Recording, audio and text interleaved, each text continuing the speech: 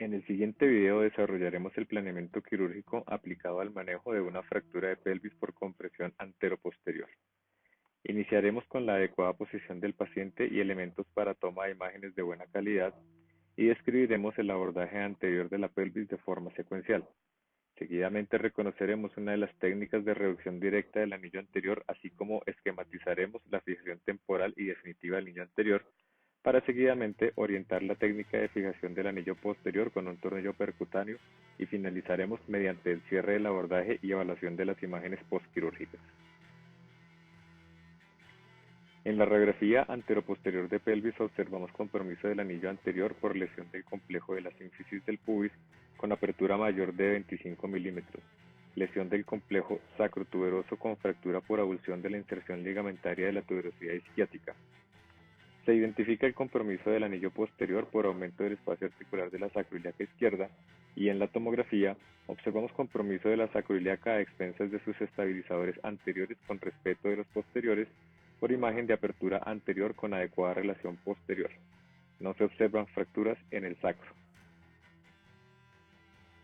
Es indispensable disponer de una mesa de trauma radiolúcida que para el caso de fracturas de pelvis y acetábulo deberá ser posible contar con radiolucidez desde el tórax hasta las piernas del paciente para poder obtener las proyecciones imagenológicas adecuadas. Una vez posicionado el paciente en decúbito supino, en la mesa quirúrgica se procede con verificación de las adecuadas imágenes fluoroscópicas, iniciando con la anteroposterior donde debemos verificar que se ven las estructuras pélvicas libres de artefactos o imágenes interpuestas que limiten el desarrollo del acto quirúrgico. Continuamos con la proyección de entrada caudal inlet, en la que observamos el cuerpo S1 en su totalidad, teniendo en cuenta el adecuado diámetro anteroposterior del mismo. Se logra inclinando el haz del rayo hasta tener una línea anterior única en el cuerpo del sacro. Finalmente verificamos la proyección de salida caudal outlet, en la que veremos el sacro en su plano coronal. En esta posición debemos visualizar el agujero de conjunción de S1 y así evitar penetrar el agujero para no presentar lesión nerviosa. En decúbito supino en la mesa radiolúcida, previo al paso de sonda vesical y con preparación del área quirúrgica, procedemos mediante abordaje anterior de la pelvis. Se identifican los tubérculos púbicos y la sínfisis púbica para así realizar la incisión que cursa 1 centímetro sobre el pubis con extensión promedio de 10 a 12 centímetros. En los pacientes con apertura de la sínfisis se puede palpar una fóvea entre los huesos púbicos, como es el caso del presente video.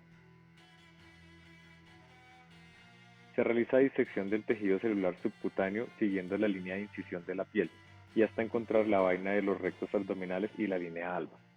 En esta disección encontraremos los vasos epigástricos superiores que deberán ser ligados y controlados para evitar el sangrado del abordaje. Se realiza incisión en la vaina de los rectos abdominales a 1 centímetro del borde superior del pubis y siguiendo la línea de incisión de la piel, encontrando en el plano profundo la inserción de los rectos abdominales y los músculos piramidales en la región superior del pubis. Se realiza desinserción de los rectos abdominales y de los piramidales a 1 centímetro del borde superior del pubis, logrando realizar el paso a la región posterior de la sínfisis y al espacio preperitoneal. Mediante el uso de un separador abdominal se logra movilizar todo el tejido blando de la región superior del abordaje, permitiendo visualizar la totalidad del pubis desde superior y la palpación posterior del mismo. Es posible mediante disección de la región ósea visualizar todo el anillo pélvico anterior e incluso la tabla interna del ilíaco que se utiliza como abordaje para fracturas del acetábulo.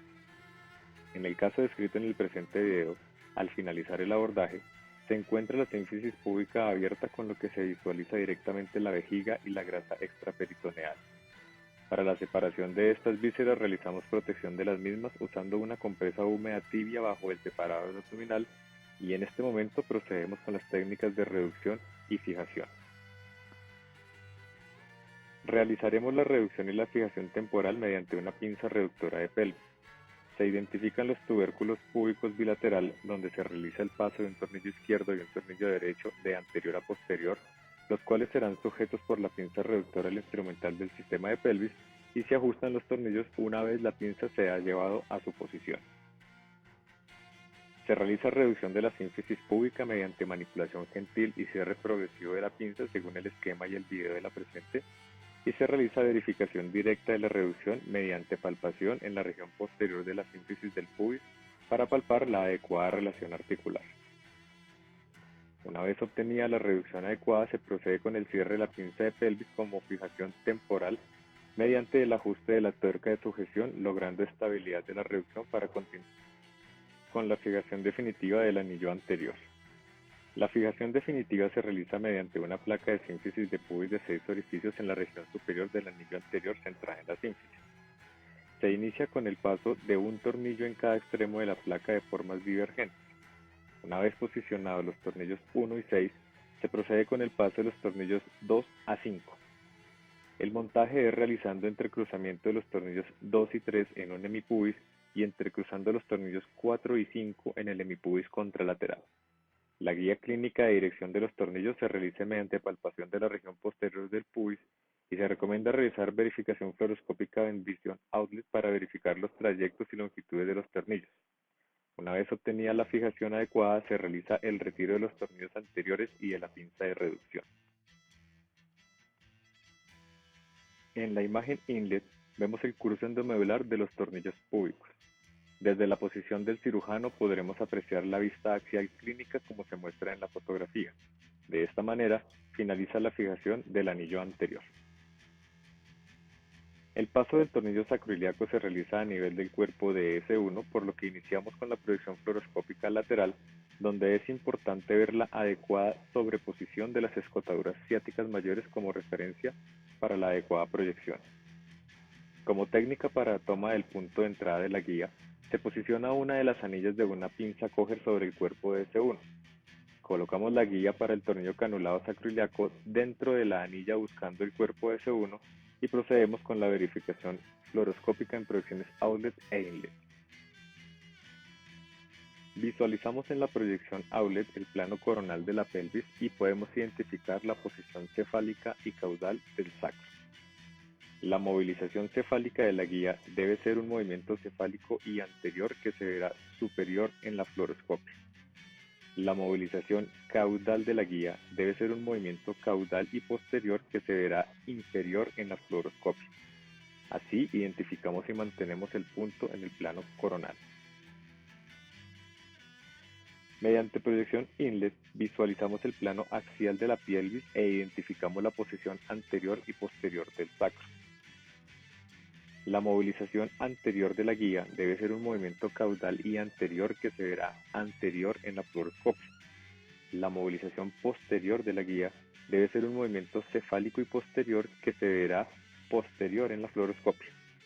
Una vez identificada la adecuada posición de la guía, procederemos con la fijación definitiva del anillo posterior.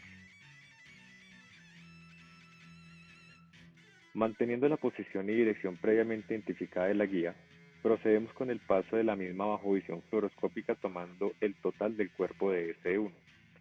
Una vez logrado el paso de la guía, se procede con la medición y el paso del tornillo sacroiliaco hasta lograr la compresión de la articulación sacroiliaca, que es verificada en fluoroscopia en las proyecciones outlet e inlet. Finalizamos el acto quirúrgico realizando irrigación y hemostasia. Iniciamos el cierre del abordaje identificando los rectos abdominales y piramidales y se realiza reinserción muscular a la región anterosuperior de la sínfisis del pubis. Procedemos con sutura de la vaina de los rectos y las fascias, continuando con el cierre del celular subcutáneo y de la piel. Finalmente, realizamos curación de la herida, la cual se cubre con apósito estéril, y así damos por terminado el procedimiento quirúrgico. Se obtienen radiografías postquirúrgicas inmediatas de sala de cirugía. Se observa adecuada relación articular de la sínfisis del pubis, así como la adecuada relación de la sacroiliaca izquierda. En las radiografías oblicuas se aprecia la adecuada longitud de los tornillos en el anillo anterior y su posición intraósea. Vemos también la posición del tornillo del anillo posterior fuera del agujero de S1 y dentro del cuerpo de S1.